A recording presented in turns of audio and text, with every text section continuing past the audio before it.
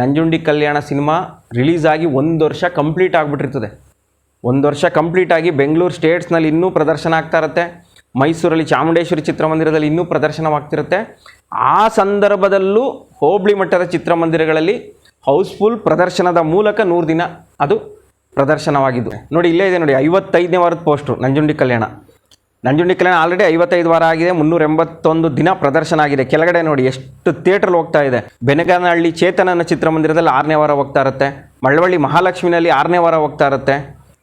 ಆಮೇಲೆ ಮದ್ದೂರು ಸಂಜಯ್ 50 ದಿನ, ಶ್ರೀರಂಗದಲ್ಲಿ 50 ದಿನ, ವಿಜಯಪುರ ಗೌರಿಶಂಕರಲ್ಲಿ 50 ದಿನ, ಇಲ್ಲಿ ಆನೇಕಲ್ ವೆಂಕಟೇಶ್ವರ 50 ದಿನ ಆಗಿರುತ್ತೆ. ಸಾಲಿಗ್ರಾಮ ಪದ್ಮಾಂಬದಲ್ಲಿ ಆಗ 3ನೇ ವಾರ.